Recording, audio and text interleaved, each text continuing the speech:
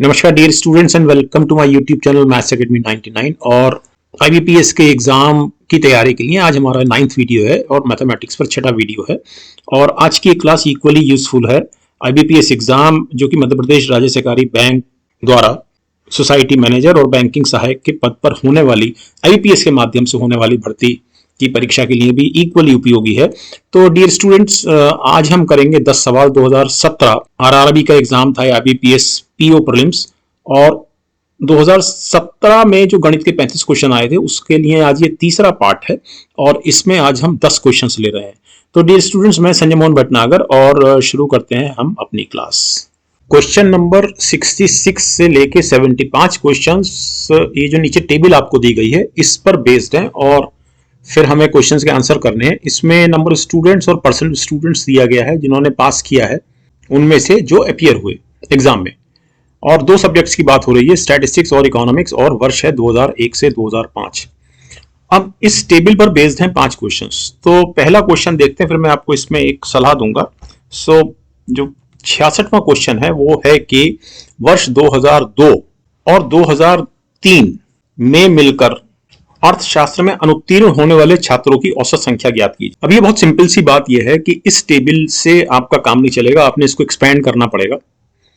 एक तरीका तो यह है कि आप प्रत्येक क्वेश्चन को देख के कैलकुलेट करें जो भी पूछा गया है इस डेटा के आधार पर, जो डेटा आपको दिया गया है, या आप परसेंटेज स्टूडेंट्स पास दिया गया है तो नंबर स्टूडेंट्स निकालने जो पास हुए और उसको आप नंबर स्टूडेंट्स अपीयर में से माइनस करके नंबर स्टूडेंट जो फेल हुए उनको उसकी संख्या लिख लें, तो आपके 5 क्वेश्चन बहुत क्विकली हो जाएंगे। तो मैंने ऐसा ही किया है, तो मैंने इस टेबल को इस तरह से ट्रांसफर कर लिया है।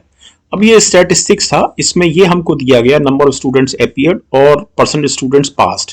तो नंबर ऑफ स्टूडेंट्स पास मैंने निकाल लिया। ऑब्वियसली ये 45% जो है ये 2200 का है तो 990 हुआ, ये 55% 2700 का है तो 1485 हुआ। इस तरह से सो ऑन ये मैंने बना लिया कॉलम, और एक कॉलम मैंने बना लिया number of students failed. Obviously ये जो आया 1210 जो आया ये 2200 माइनस 990 आया, 1215 जो आया वो 2700 माइनस 1485 आया, एंड सो ऑन। और इसी प्रकार मैंने इकोनॉमिक्स में किया। तो अब मेरे सामने टेबल है, मुझे इसको पूरी टेबल को बनाने में, अगर मैं इसको मैन्युअली बनाता हूं तो मेरे को लगभग 1.5 से 2 मिनट लगेंगे। ओके, और इससे मेरे 5 क्वेश्चन सॉल्व हो जाएंगे। तो अब मैं 66 क्वेश्चन लेता हूं कि वर्ष 2002 और 2003 में मिलकर अर्थशास्त्र में अनुत्तीर्ण होने वाले, तो 2002 अनुत्तीर्ण होने वाले, तो हमारे सामने ये संख्या आ गई, करेक्ट। और हमें क्या निकालना है, इसका एवरेज निकालना है, तो इनके सम को मुझे 2 से डिवाइड करना है, correct.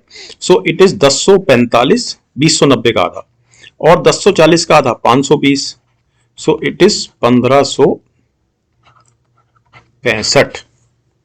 So option B is the answer. Next question लेते हैं। वर्ष 2003 में सांख्यिकी में अनुत्तीर्ण छात्र, तो सांख्यिकी में अनुत्तीर्ण छात्र 1625। समान वर्ष में अर्थशास्त्र में अनुत्तीर्ण छात्रों की संख्या का कितना प्रतिशत है, तो हमको ये निकालना है कि 1625 1040 का कितने प्रतिशत है। सो इट इज 1625 अपॉन 1040 गुणा 100, ये हमारा आंसर होना चाहिए। ओके, सो इस 0 से ये 0 कटा, और अब ये 13 8 104, तो ऊपर 8 से तो जाएगा नहीं, 13 से चेक कर लेते हैं। 13 8 104 और 13 ही कम 13 32, 13 दूनी 26 और 13 पंजे 65, तो 13 8 104, 13 ही कम 13 32, 13 दूनी 26, 13 पंजे 65, correct. So this is equal to 125, और ये 10 2 से कटेगा 5 और नीचे 4 प्रतिशत। सो इट इज 625 बटे 4 प्रतिशत। सो दिस इज 4 एकम 4, 4 पंजे 20, 4 छंग 24, 25। So option C is the answer. Okay, next. 2002 से 2004 तक एक साथ अर्थशास्त्र में उपस्थित हुए छात्रों की कुल संख्या, 2002 से 2004, और वर्ष 2003 से 2005 तक एक साथ सांख्यिकी में उपस्थित हुए छात्रों की कुल संख्या के बीच अनुपात ज्ञात कीजिए। सो इट इज 3800 प्लस 2600 प्लस 4800, सो 00, 8 और 6 14 और 8 22, 5 2 7 4 11। अपॉन 0000 और 5 और 2 7 और 8 15, 3 3 6 और 4 10। सो इट इज 112 बटे 105। तो 16 गुणा 7, 16 सत्ते 112 और 15 सत्ते 105। सो इट इज 16 बटे 15, that is 16:5। So option D is the answer. Okay, next. वर्ष 2002 से सांख्यिकी में उत्तीर्ण छात्र, तो 2002 से सांख्यिकी में उत्तीर्ण छात्र हैं हमारे पास 1485। और वर्ष 2005 से अर्थशास्त्र में अनुत्तीर्ण छात्र, ये अर्थशास्त्र में अनुत्तीर्ण छात्र, सो ये 1100। इन दोनों के बीच अंतर निकालना है। So it is 385। Option B is the answer. Next, वर्ष 2001 से 2004 तक एक साथ अर्थशास्त्र में शामिल होने वाले छात्रों की औसत संख्या। 2001 से 2004 अर्थशास्त्र में शामिल होने वाले, तो हमें इसका टोटल करके 4 से डिवाइड करना है। सो इट इज 00 एंड 2 और 8 10 6 16 और 8 24, 2 और 4 6 3 9 और 2 11 और 4 15।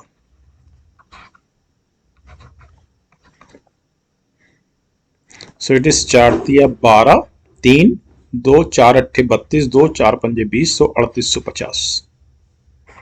Option E is the answer. Okay, next. 71 से 75 5 क्वेश्चन हैं और इसमें क्वेश्चन मार्क की जगह हमको ढूंढनी है, और इसमें हमको क्वेश्चन मार्क में क्या मान आएगा वो निकालना है, और एग्जैक्ट वैल्यू को कैलकुलेट नहीं करना है। तो ये आसान सवाल है ये वाले। सो 71 कर लेते हैं। क्वेश्चन मार्क को मैं सब जगह पी लिखूंगा, तो पी परसेंटेज ऑफ की जगह गुणा, and it is obviously 5285 approximate value divided by 7 approximate value equal to 986 approximate value minus 533।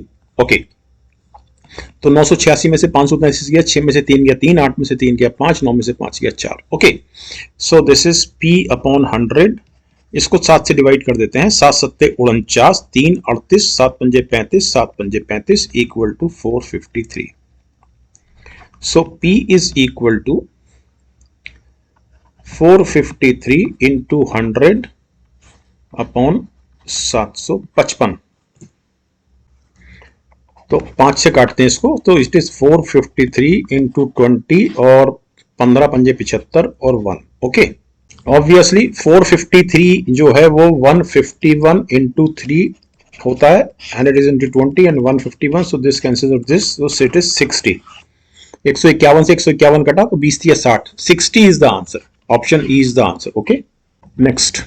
So this is 1041 को 42 कर देंगे क्योंकि 0.84 है, plus some P divided by 3 and it is equal to 1816 बटे 4। Okay, so this is 1042 plus P and it is 4 तिया 4 चौक 16, 2 4 पंजे 20, 4 चौक 16 into 3। Correct. So P is equal to 3 चौक 12, 3 पंजे 15 और 1 16, 3 चौक 12 और 1 13 माइनस 1042। सो 62 में से 42 गया 20 और 13 में से 10 गया 3। Option E is the answer. Next. So 69.3% को हम 69% कर देंगे, 445.12 को 445 कर देंगे और इस पूरे को डिवाइड करेंगे 14 से, ये वाला 14 है ना, and it is equal to 623 divided by P, ये question mark. So now this is P into 69 upon 100, cross multiply कर दिया मैंने, इक्वल टू 623 इंटू 14। ओके, अब यहां पर ये 5 से कटा 20 और ये 5 अट्ठे 40 और 5 नम 45। So P is equal to 623 into 14 into 20, ये 20 क्रॉस मल्टीप्लाई हो गया, अपॉन 69 इंटू 89। अब आप यहां पर ये देखिए, क्या 89 का डिवीजन आपके नहीं कर रहा हूं, ये अदरवाइज ही आसान है करने की, इससे जरूरत नहीं है। तो 8 सत्ते 56, 7 से 7 नम 63 होता है, 7 9 63, 6 7 8 56 और 6 62। अर्थात ये जो 89 है ये 623 को 7 बार काटेगा। सो इट इज 7 गुणा 14 गुणा 20 अपॉन 69। तो अब इसकी अप्रोक्सीमेट वैल्यू निकाल लेते हैं। तो 7 गुणा 20 और इसको देखिए 14 पंजे 70 इज ऑलमोस्ट 5। सो 5 चौक 20, 4 सत्ते 28। तो ये अप्रोक्सीमेट वैल्यू है, correct. So 28 is the answer.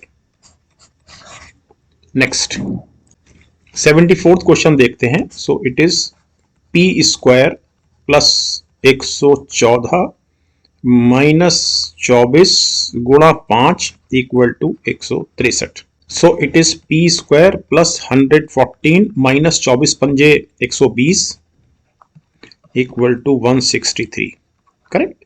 So it is P square equal to 163 plus 6, so it is 169. So P equal to 13. Option B is the answer. Next question देखते हैं। 768 divided by 12 approximate value गुणा square root of 257 minus 58 equal to sum P. सो 12 से 768 को divide करेंगे तो 12 छंग 72, 4 12 चौक 48, 64 गुणा square root of 257 minus 58 equal to P. तो इसको मैं अप्रोक्सीमेट वैल्यू 256 ले लेता हूं 257 की। सो 256 का जो स्क्वायर रूट होता है वो होता है 16। सो इट इज 64 गुणा 16 minus 58 equal to P. So P 16 चौक 64, 6 16 छंग 96 और 102, 6 मिलाकर माइनस 58। सो 14 में से 8 गया 6, 11 में से 5 गया 6, 966। So option C is the answer.